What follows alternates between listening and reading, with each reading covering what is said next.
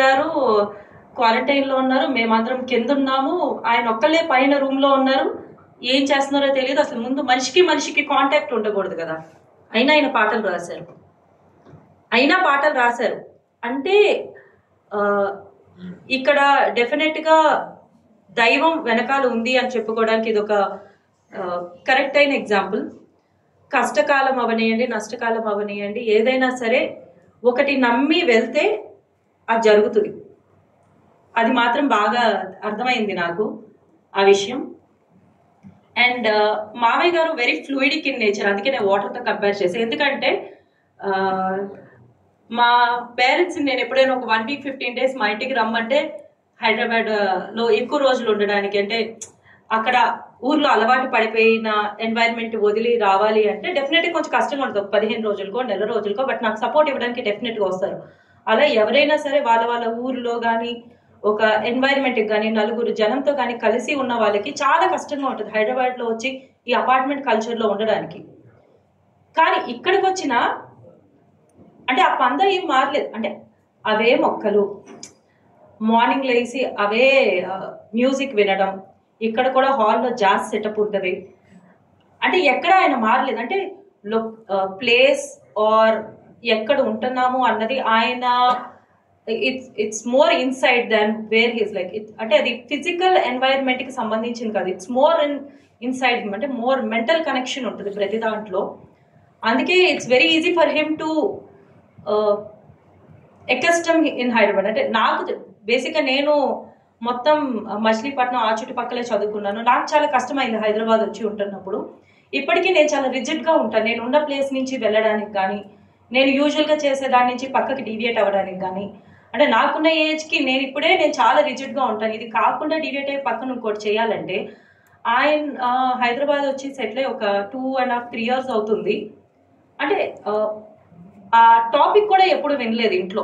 అంటే హైదరాబాద్ వచ్చాము, అక్కడ ఇల్లు వదిలేసి వచ్చాము, అక్కడ సొంత ఇల్లు అసలు కంపారిటివ్లీ డెఫినెట్గా పెద్ద ఇల్లు, బయట ఎన్వైరన్మెంట్ బాగుంటుంది, పొల్యూషన్ ఉండదు, పొద్దున్న లెగిస్తే నలుగురిని కలిసి వచ్చి పలకరించే వాళ్ళు ఉంటారు. ఇక్కడ ఏది ఉండదు. But it did not change like what he is like same person. అంటే ఆ రోజు ఎంత నవ్వుతూ ఎంత చిరునవ్వుతో ఎట్లా లెగిసి ఎట్లా పలకరించి రోజు ఎట్లా స్టార్ట్ అయ్యి రోజు ఎట్లా ముగుస్తుందో ఈ రోజున అంతే. రోజు అలానే 4:30-5 o'clock స్టార్ట్ అవుతుంది, అలానే 9 o'clock 9:30 అట్లా ఎండ్ అవుతుంది. అంటే దెర్ ఇస్ నో డిఫరెన్స్. అంటే ఈ సందర్భంలో ఒక మాట చెప్పి నేను ముగిస్తాను. రాజు ఎక్కడున్నా రాజే, అది ఉన్న ప్లేస్ బట్టి thank you so much for giving me this opportunity. Thank you. Just ఇంకెవరైనా? ఓకే. మాధవ కృష్ణ గారు, మాధవ వెంకటకృష్ణ గారు తమ ప్రతిస్పందన తెలియజేస్తారు. మీరు మాట్లాడుతారు సో వాళ్ళకి అంటే ఉద్విగ్న భరిత క్షణాలంటే ఇవేనేమో. ఆశించిన దానికంటే ఎక్కువగా భగవంతుడు మనకిచ్చిన తట్టుకోలేని చిన్న మనుషులు, దాన్ని ఎక్కడ మనం దుర్వినియోగం చేసుకుంటామనే భయంతో ఆ భగవంతుడిని నాకింకా అణుకువని, నెమ్మదిని, ఈ ఉద్విగ్నత నుంచి ప్రశాంతతని కలిగిస్తూ నాకు ఈ కార్యక్రమ నిర్వహణలో ఒక్కొక్కళ్ళ గురించి నేను చెప్పే ప్రతి మాట ఒక్కొక్క రోజు చెప్పగలను. అంత అనుబంధం ఉన్నటువంటి వ్యక్తులందరూ ఉన్న మీటింగ్. వచ్చిన వాళ్ళు 100 మంది 125 మంది కాదు. వచ్చిన వాళ్ళ ప్రతి ఒక్కళ్ళు కూడా నా జీవితంలో ఒక పాత్ర వహించిన వ్యక్తులు. అందుకే నేను సంబోధన ఒక్కొక్కళ్ళ స్టేజీ మీద చేయాల్సినటువంటి మర్యాదలు ఏమీ పాటించకుండా డైరెక్ట్గా విషయంలోకి వచ్చాను. టైం కాలాతీతమైంది కాబట్టి. ఇక్కడున్న ప్రతి ఒక్కళ్ళతో నాకున్న అనుబంధం పెనవేసుకుపోయిన బంధం.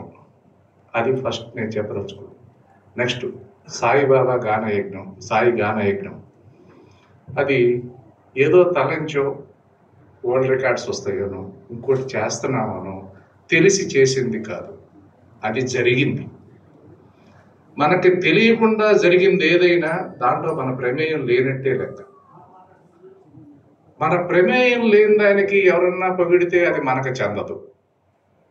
కాబట్టి ఈ గొప్పతనం కూడా నాకు చెందదు అని చెప్పి మనస్ఫూర్తిగా అందరి ముందు ఒప్పుకుంటున్నా. దానికి ఆ సాయిబాబానే కారకుడు. ఆయనే నిర్ణయం చేసుకున్నాడు.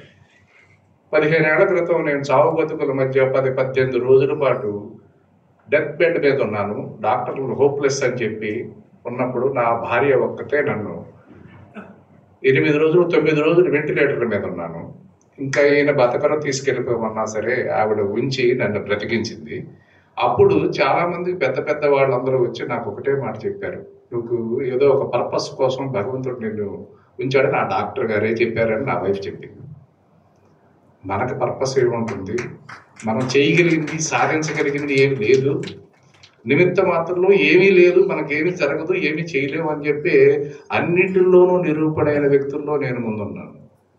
1,00,000 మందిలో ఒకటికి లాటరీ వస్తే అది నాది కాదు, 1,00,00,000 మందిలో ఒకటి మీద పిడుగు పడితే అది నేను. అది నా జీవితం. ఆ జీవితం నాకు ఎన్నో అనుభవాలు నేర్పింది. ఎంతో నేర్చుకోవడం జరిగింది. ఆ అనుభవాల నుంచి నేర్చుకున్న అనుభవాల్ని మనం ఎవ్వరికీ చెప్పకుండా అజ్ఞాతంగా ఆ నేర్చుకున్న అనుభవంలో గొప్పతనం లేదులే అని మనమే అనుకుని, ఇది చెప్పడం వల్ల ఎవరికి ఉపయోగం కాదులే అని మనమే అనేసుకుని, అన్నీ మనం నిర్ణయం తీసుకుని అంత గొప్పవాళ్ళం కాదని మనకు తెలిసిన నిర్ణయం తీసేసుకుని దాని ప్రకారం ఏమీ చేయకుండా నిశ్శబ్దంగా చనిపోవడం అనేది ఉపయోగం లేదనిపించింది.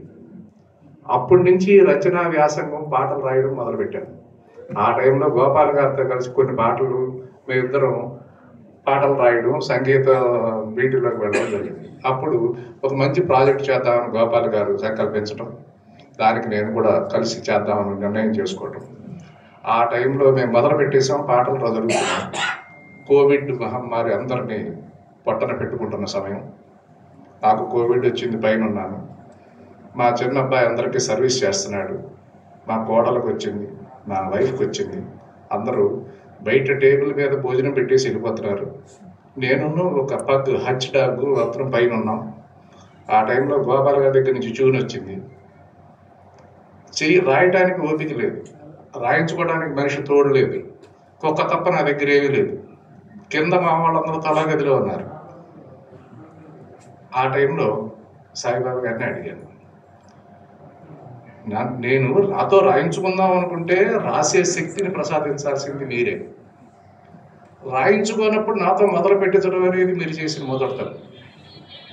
అసంపూర్తిగా ఒక కార్యక్రమాన్ని, ఒక యజ్ఞాన్ని మాతో తలపింపచేసి అది పూర్తి చేయకుండానే ఉండే అసమర్థుడిలాగా మమ్మల్ని నిలబెట్టి ఉంచడం ఎంతవరకు సబబు? నిజంగానే ఈ సంకల్పం మాదైనా మాతో చేయించుకున్నామన్న ఆలోచన మీదైతే ఈ కార్యక్రమం నిర్విఘ్నంగా కొనసాగేట్టు చూడు అని చెప్పి అన్న రోజు నుంచి ఆ తర్వాత రోజునే మా గౌతమ్ మా చిన్నబ్బాయికి రాత్రికి రాత్రి సీరియస్ అయ్యి బందర్ నుంచి అంబులెన్స్లో ఇక్కడికి తీసుకొచ్చేసారు. నాకు తెలియని కూడా తెలియదు, నేను పైన క్వారంటైన్లో ఉన్నాను. వాడిని ఇక్కడ హాస్పిటల్లో చేశారు. మరుసటి రోజు పొద్దున్నే ఇంకో అంబులెన్స్లో మా వైఫ్ని తీసుకొచ్చి ఇక్కడ హాస్పిటల్లో చేయించాం. వాళ్ళిద్దరూ హాస్పిటల్. మా పెద్ద అబ్బాయి మాకు అన్ని సర్వీసు, నేను గది, ఇంటికి ఇక్కడికే వచ్చేసి వాళ్ళిద్దరికి సీరియస్ అని చెప్తున్నారు. తర్వాత మా వియ్యపురాణి గారిని తీసుకొచ్చారు 3వ రోజున. వారు ఒక హాస్పిటల్. ఈ హాస్పిటల్లో తిరుగుతూ ఉన్నప్పుడు ఇంకో పాట వచ్చింది గోపాల్ గారి దగ్గర నుంచి చూడు. ఆ పాటకు రాయాలి. అలాంటి పాటలు ఎన్నో రాయించినప్పుడు అప్పుడే నాకు వేదాంతాన్ని ఆయన నేర్పారు. జీవితం అంటే ఏంటో నేర్పారు, బ్రతుకంటే ఏంటో నేర్పారు. నాకు సాహిత్యం అంటే ఎప్పటికీ రాదు, దాంట్లో ఉన్న గొప్పతనం, దాని విలువలు నాకు తెలియదు. జీవితం అంటే ఏంటో తెలుసు. అవన్నీ మాటల రూపంలో ఎలా పొందుపరచాలో తెలియదు. ఎందుకంటే గ్రాంధిక మామూలు భాష సాహిత్యానికి పనికిరాదు. ఈ రెండు లేని వ్యక్తి చేత ఒక పెద్ద కార్యక్రమ నిర్వహణ అంటే చాలా కష్టం. అది భగవత్ సంకల్పంతో జరిగేది అని చెప్పి అనుకోవడం జరిగింది. 107వ పాట మంగళం పాట పూర్తయింది. పూర్తయిన తర్వాత గోపాల్ నాకు ఫోన్ చేసి, అరే మంగళం పాట పూర్తయిందిరా, మన సంకల్పం నెరవేరిందని ఓవర్ని ఎడిట్ చేశాడు. అప్పుడు నేను ఆల్రెడీ ఏడుస్తూ ఉన్నాను. అంటే స్పందన కావాలని ఏడవలేదు, నాకు ఏడవడం వల్ల ఉపయోగం లేదు. ఏడుస్తున్నానని అవతలకి చెప్పే బలహీనుడిని కాదు. మనకి అప్రయత్నంగా మనకి తెలియకుండా జరిగినటువంటి ఎన్నో కోణాలని, ఎన్నో విషయాలని మనకి తెలియకుండా జరిగిందే ఇది. నాలో నేను గురించి చెప్పాలంటే, నేను ఏం రాస్తానో తెలియదు. పుస్తకం పెన్ను పెట్టు కూర్చుంటాను. పెద్ద రైటర్ లాగా బీచొడ్డుకి వెళ్ళి కాదు, సైకిల్ మీద కూడా కాదు. సైకిల్ మీద కూర్చుని రాయలేను, బీచొడ్డుని రాయలేను. వెళ్ళి ఎక్కడ పడితే అక్కడ పుస్తకం పెన్ను. ఆ రోజు నాకు ఏ డిస్టర్బెన్స్ ఉన్నా నాకు అవుట్లెట్ రచన. అది ఏమొస్తే అది దాన్ని దాచేసుకునేవాడిని. అది వరకు ఆ కాగితాలు పోయి పారేసేవాడు. తర్వాత ఎప్పుడన్నా ఆ కాగితం ఒకటి కనబడితే నాకే గొప్పగా అనిపించేది. ఇదేంటి, ఇది నేను రాసిందా, నేను అప్పుడు ఎదుగిట రాశానేంటి, అంత అనుభవశూన్యంగా రాశానేంటి, అసలు ఏమీ తెలియకుండా దీంట్లో ఏమీ లేదుగా అనిపించేది. ఇంకోటి చూసి ఇది నేను రాసి ఉండను, ఎవరితో కాపీ చేసి ఉంటా నేను అనుకునేవాడిని. అంటే మనలో మనకు తెలియకుండా చాలా కోణాలు మనకు ఉంటాయి అన్న విషయం తెలిసిన తర్వాత నుంచి ప్రతిదీ కాగితం పెన్ను పుస్తకం మీద పెట్టడం మొదలుపెట్టాను. ప్రతి అనుభవాన్ని, ప్రతి ఆస్వాదనని, ప్రతి విషయాన్ని, నేను ఎవరిని సొసైటీని బాగు చేయలేను, సొసైటీలో ఎవరికి ఏది చెప్పలేను, సొసైటీ నా మాట వినదు, ఎవరి జీవితం వారిది, అందరి జీవితాలు ఒకలా ఉండవు. ఆ సంగతులన్నీ నాకు తెలిసిన తర్వాత నేను చెప్పదలుచుకున్నది ఏదో నేను చెప్తాను.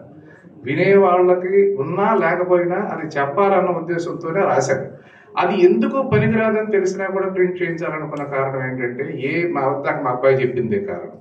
ఏ వర్డ్ ఎవరిని ఎప్పుడు స్పందింపజేస్తుందో, ఏ వ్యక్తికి ఏ రోజు ఏ కాగితంలో ఉన్నటువంటి ఒక మాట అతన్ని నిలుపుతుందో, అతనిలోంటి ఒక లక్షణాన్ని తీసి కొత్త లక్షణాన్ని అందజేస్తుందో, అలా ఏదన్నా ఒక్క పదం ఒకళ్ళకి ఉపయోగపడినా నా జీవితం చరితార్థం అవుతుంది అన్న ఉద్దేశంతో కాదు. కానీ ఇందాక చెప్పాను, మళ్ళీ చెప్తాను చివరిలో, నిహాల్ గారని మా సింగర్ గారు ఉన్నారు. ఒక్కసారి వారి నుంచి ఉంటే వారిని ఇంట్రడ్యూస్ చేస్తాను. సార్ పాట ఉంది కదా, అది ఎస్పి బాలసుబ్రహ్మణ్యం గారు పాడారు.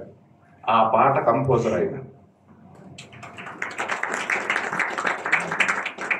ఆయన కల్చరల్ అంబాసిడర్గా మన భారతదేశం తరఫున వేరే కంట్రీకి 4 సంవత్సరాలు చేశారు. వారి వాయిస్లో ఉన్న మెలోడీ నా పాటని ఒక స్టెప్ పైకి తీసుకెళ్ళి, గోపాల్ గారు పొద్దున్నే ఫోన్ చేసి, ఒక అమ్మాయి తులసికోట దగ్గర పూజ చేసుకుంటుందిరా, అప్పుడే స్నానం చేసి తలంట స్నానం చేసి దేవుడి దగ్గర పూజ చేసుకుంటుంది. ఆ అమ్మాయి కలిగే భావనలు, భక్తి భావన, ఆ ప్రకృతిలో ఉన్నటువంటి ఆ అట్మాస్ఫియర్ వచ్చే విధంగా పాట కావాలని చెప్పి ఒక ట్యూన్ ఇచ్చేవాడు. ఆ ట్యూన్కి ఏం రాయాలో తెలియదు కదా, మనం కాదుగా రాసేది. మనమైతే ఇది రాయాలని మనం ప్లాన్ చేస్తాం, వాడేమో సజెషన్ ఇచ్చేవాడు ఇది రాయాలని. అది ఎలా రాయాలో మనకు తెలియదుగా. అసలు మనకు తులసికోట దగ్గర ఇప్పుడు పూజ చేసేవాళ్ళని చూస్తే కానీ మనకు అసలు మన లోకమే వేరు. దాంట్లో ఈ తులసికోట, పూజ, బోహ సినిమాల లాంటితో ఊహించుకుంటూ రాయడం. అలా రాసేటప్పుడు అంతా అయినాక వీడనేవాడు, అరే ఆ పదం ఒక అక్షరమే పెరిగింది, అది తీసేయనేవాడు. మొత్తం ఏదేదో కష్టపడి రాస్తే యాక్సెప్ట్ చేయకుండా ఇలా అయితే అతను ఆలోచన నాకు ఉంటే కదా నేను మొత్తం చాలా రాయడానికి అనుకున్న తర్వాత ప్రతి పాట ఆ పాట అయినాక చూస్తే ఈ పాట నేను రాసేనా, అంత గొప్పగా ఉందేంటి అనిపించిన పాటలు కూడా ఉన్నాయి. ఎందుకు, దానికి 24 ట్రాకులు వేయాలి మ్యూజిక్. 24 నుంచి 36 ట్రాకులు కూడా వేసిన సంఘటనలు ఉన్నాయి. వాడు నిద్రాహారం లేకుండా ఏడ్చిన సంఘటనలు చాలా ఉన్నాయి. రాయలేక నేను బాధపడిన సంఘటనలు చాలా ఉన్నాయి. నేను గొప్పగా రాసిన ఎందుకు పనికిరావని వాడు అన్న సంఘటనలు కూడా ఉన్నాయి. ఇవన్నీ మాకు అనుభవాలు నేర్పక ఏం నేర్పుతాయి, సంగీతం నేర్పక ఏం నేర్పుతాయి, రచన నేర్పక ఏమవుతుంది. నేను అలా ఒక్కొక్కటి నేర్చుకున్నదే కానీ మాకు పుట్టుకతో వచ్చింది కాదు. మేము తెలివితేటలతో చాలా పుస్తకాలు చదివి నేర్చుకున్నది కాదు. ఖాళీ ఎంటి బుర్ర మన దగ్గర ఉంటే ప్రతిదీ ఆ బుర్ర తీసుకుంటుంది అనేదాంట్లో మంచి తీసుకోవడం జరిగింది కాబట్టి ఇక్కడ ఉన్నాం. చెడు తీసుకుంటే ఇంకెక్కడో ఉండేవాడిని. అంతే నా జీవితం. ఇక గోపాల్ గారికి నాకు ఇప్పటికి 40 ఏళ్ళ నుంచి 50 ఏళ్ళ నుంచి పరిచయం. దీంట్లో వారు లేనిదే ఈ 108 పాటల సంగీత గాన యజ్ఞం లేదు. శూన్యం.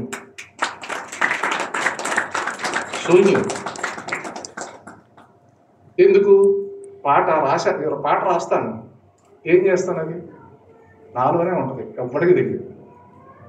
దానికి ఒక సంగీతం, ఒక సొబగు, ఒక అందం, ఒక దాన్ని ఎక్కడికో తీసుకెళ్లేటువంటి కూర్పు లేకపోతే వేస్ట్. ఈ రెండు చేసేసాం. నిహాల్ గారు హరి గుంట అని మాకు 40 సాంగ్స్ పాడారు. ఆయన హరిని యువటూరి, నెక్స్ట్ సాయి చరణ్ భాస్కర్ని, వీళ్ళందరూ సినీ సింగర్స్. వాళ్ళు సాయిబాబా పాట ఏంటి అనుకోలేదు ఎప్పుడు. ప్రతి పాట గోపాల్ గారికి ఏం కావాలో అది ఇవ్వడానికి మ్యాక్సిమం ప్రయత్నం చేశారు. మేము సినిమా వాళ్ళు సాయిబాబా పాట ఏంటి అన్నట్టుగా లేరు ఎక్కడ. వారి ఇంత కూడా రాజీ పడలా గోపాల్ గారు. సంగీతం గురించి చెప్పకుండా ఉంటే తప్పు. దాంట్లో జరిగిన ఆ యజ్ఞం గురించి మాట్లాడుతున్నాం కాబట్టి 2 నిమిషాలు తీసుకుంటున్నా, క్షమించండి. అది అందుకని ఆ విధంగా గోపాల గారి యొక్క గొప్పతనాన్ని నేను శ్లాఘించడానికి కాదు, ఇక వారు లేనిదే ఇది లేదు కాబట్టి ఇంకా శ్లాఘించక్కర్లేదు, అదే మాట. అలాగే హరి గుంట గారు కొన్ని పాటల్లో ప్రాణం పెట్టారు, జీవం పోశారు. దాంట్లో ఒక్కొక్క పాట అంతర్యామి బ్రవ్వ అని కొన్ని పాటలు ఆయన రాసినాయి. అలాగే నిహాల్ గారి వాయిస్ నాకు ఎంత ఇష్టం అంటే కొన్ని పాటలు నేనే ఎక్కువ సార్లు వినేస్తా ఉంటాను. నా పాటని కాదు, అదేదో నిహాల్ గారి పాటలాగా వింటా.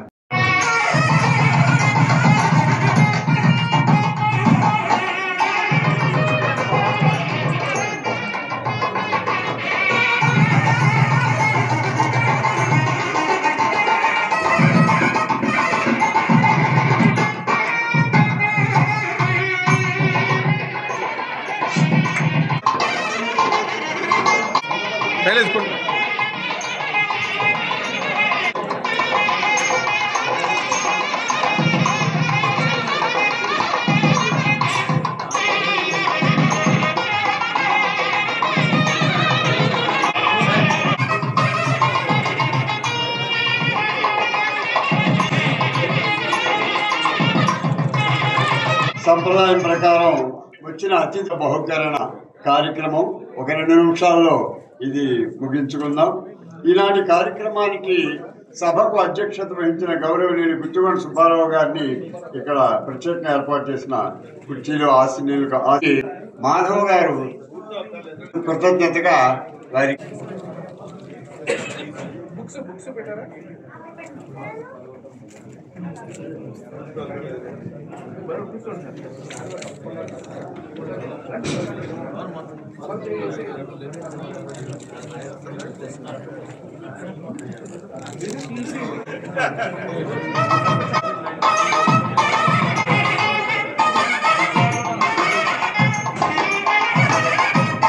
ధన్యవాదాలు సార్. ఈనాటి ముఖ్య అతిథి honourable Shri justice M Satyanarayanamurthy గారిని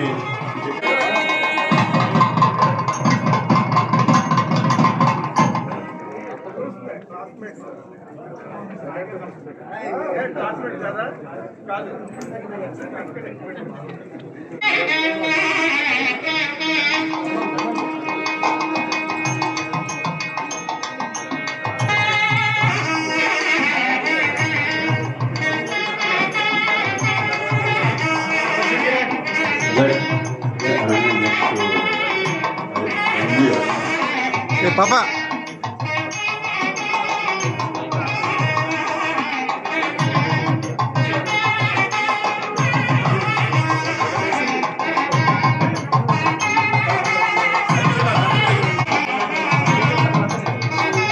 ధన్యవాదములు సత్యనారాయణమూర్తి గారికి. ఈనాటి కార్యక్రమంలో విశిష్ట అతిథులు గౌరవనీయ ఎల్పి హనుమంతరావు గారు, విశ్రాంత దూరదర్శన్ అసిస్టెంట్ డైరెక్టర్, వారిని ఆశీర్వాదం కావాల్సిందిగా కోరుతున్నాము.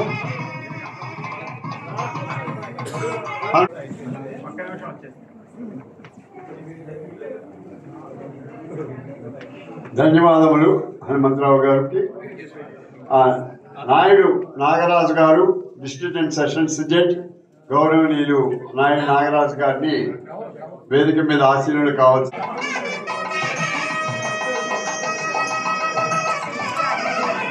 दिखना करना दिखना करना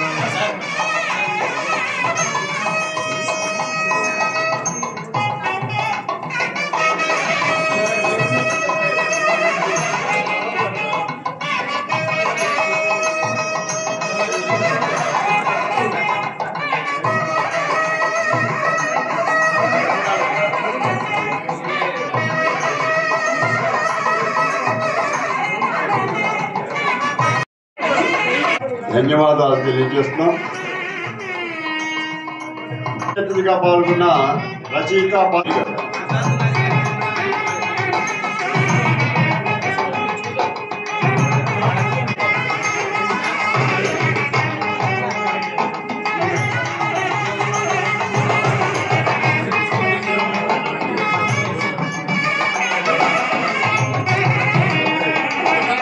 ధన్యవాదములు.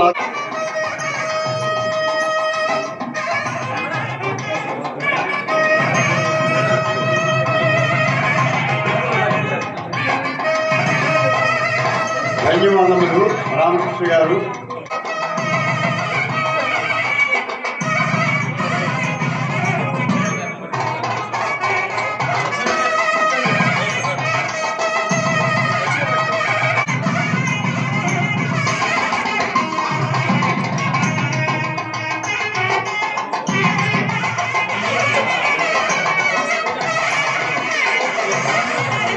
ప్రభాకర్ గారికి ధన్యవాదాలు తెలియజేస్తున్నాం.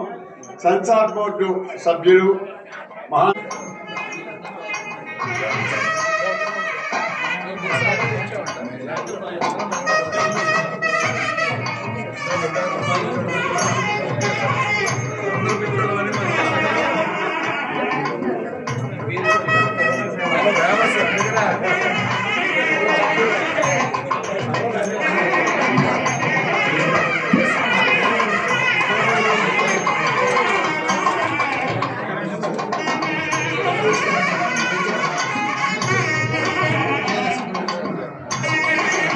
ధన్యవాదములండి. ఇప్పుడు journalist coordinator national and international world records line KV Ramanarao గారిని అక్కడ ఆశీర్వాదం కావాల్సిందిగా సత్కారాన్ని స్వీకరించవలసిందిగా కోరుతా.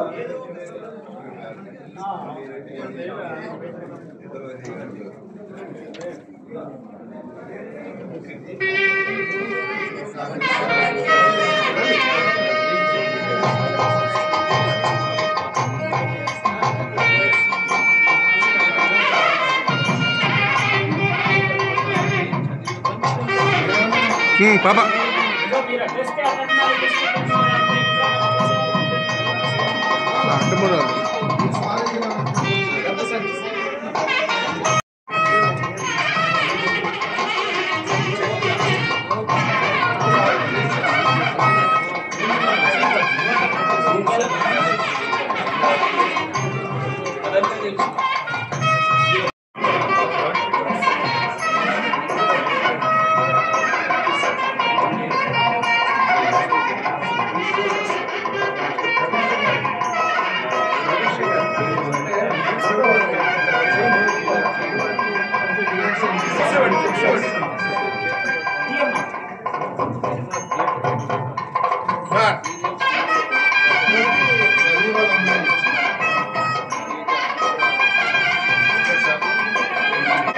ఖరీదైనటువంటి వ్యసనానికి తరతరాలకి తరగనటువంటి ఒక కీర్తిని కూడా తీసుకొచ్చాడు.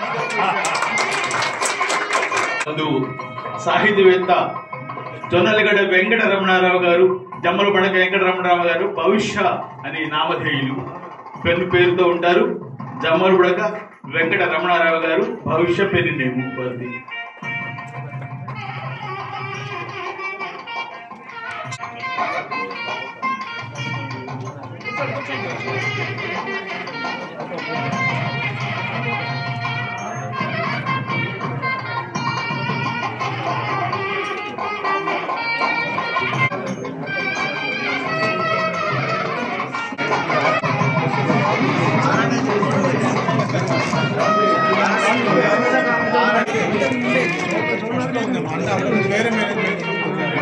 అసిస్టెంట్ కమిషనర్ పోలీస్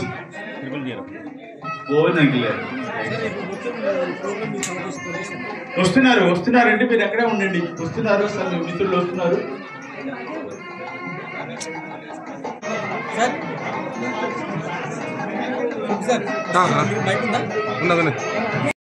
రండి.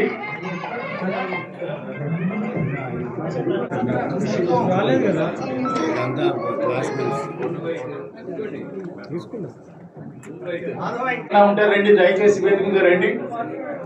అందరు కలిసి ఒక గ్రూప్ ఫోటో మెమరబుల్ గా ఉంటుంది. అందరూ రావాలి. గోపాల్ గారు రావాలి. సార్ సార్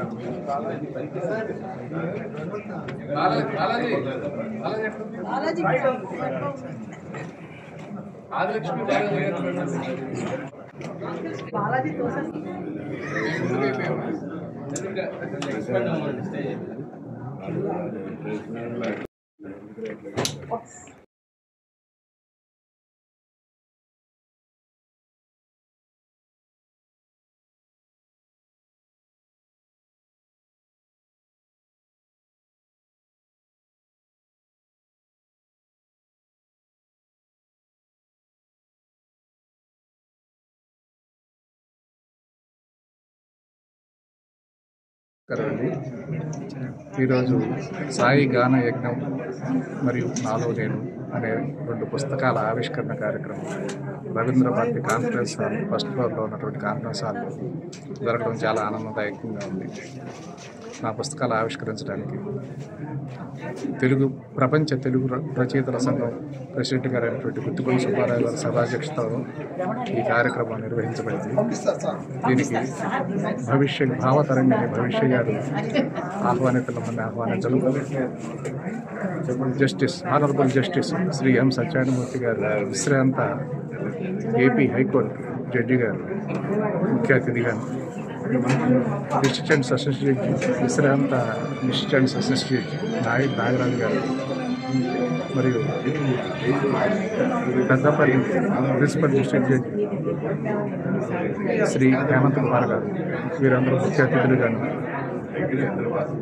ఎంతోమంది పాత్రికేయులు, అన్నవరపు బ్రహ్మయ్య గారు, సౌరవ వెంకటేశ్వరరావు గారు, ఇలా ఎంతోమంది పాత్రికేయులు ప్రముఖులు దీంట్లో పాలు పంచుకుని నా పుస్తకానికి సమీక్షలు నిర్వహించి నన్ను అభినందించి నా జీవితాన్ని చరితార్థం చేశారని చెప్పుకోవచ్చు.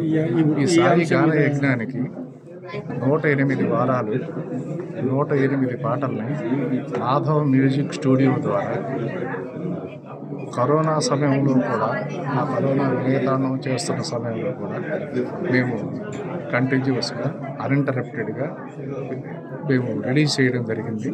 దీనికి ప్రఖ్యాత సినీ సంగీత దర్శకులు శ్రీ గోపాల్ గారు సంగీత సారథ్యం వహించారు. సినీ సంగీత గాయకులైనటువంటి నిహాల్ గారు, హరిగుట్ట గారు, సాయి చరణ భాస్కర్ని గారు, హరిణి యువటూరి గారు, వీళ్ళందరూ ఆ 108 పాటల్ని ఆలపించడం, ప్రజలందరినీ ఆనందపరచడం జరిగింది. ఇదంతా కూడా ఆ సాయినాథుని కృపా కటాక్ష వీక్షణాల వల్లనే జరిగిందని నేను భావిస్తున్నాను. ఈ కార్యక్రమ నిర్వహణలో ఎంతోమంది చేయూత ఇవ్వడం జరిగింది. అందరికీ కూడా పేరు పేరున ధన్యవాదాలు చెప్తున్నాను. దీనికి ఈ ప్రాజెక్టుకి 5 వరల్డ్ రికార్డ్స్ లైన్ వెంకటరమణ గారు ద్వారా ఇవాళే అందుకోవడం జరిగింది. అది కూడా చాలా ఆనందదాయకమైన విషయం. ఆ భగవంతుని కృప. వీటన్నిటికీ కూడా ముఖ్య కారణమైనటువంటి ఆ సాయిబాబా పాదార విందాలకి నా పుస్తకాన్ని అంకితం చేస్తుంది. ఈ అవకాశం ఇచ్చిన పెద్దలందరికీ నమస్కారాలు తెలియజేసుకుంటున్నాను. ఏ అంశంని దీంట్లో హైలైట్ చేయడం జరిగింది? 108 పాటలు కూడా సాయిబాబా మీదే రాయడం జరిగింది. నాలో నేను కవిత శీర్షికలు ఎన్నో విషయాలకి సంబంధించిన సాంఘిక పరమైనటువంటి అనేక విషయాలని గురించి వివరిస్తూ రాసినటువంటి స్పందన నాలో నేను. అది నా ఆంతరంగిక విశ్లేషణ అనుకునేవ్వండి, అనుభవం అనుకునేవ్వండి, వాటన్నిటి కూడా దాంట్లో పొందుపరచడం జరిగింది. ఇంతవరకు ఏమైనా ఇంతకుముందు రాశారా? ఇంతకుముందు ఏమైనా రాశారా? ఇది పాటలు చాలా రాశాను, కానీ సాయిబాబా మీద మాత్రం ఈ 108 పాటలే తోనే ఇది ఈ కార్యక్రమంలో ఈ బుక్లో ఉన్నది కూడా 108 పాటలు మాత్రమే ఈ పుస్తకంగా ప్రచురించడం జరిగింది. దానికి ఎంతోమంది విశ్లేషకులు కూడా దాని మీద విశ్లేషణ చేశారు. అవన్నీ కూడా దాంట్లో పొందుపరచబడి ఉన్నాయి. నా స్పందన కూడా దాంట్లోనే పొందుపరచబడి ఉన్నది. పాత్రికేయులకు ఈ కార్యక్రమానికి చేసిన వారందరికీ నా ధన్యవాదాలు.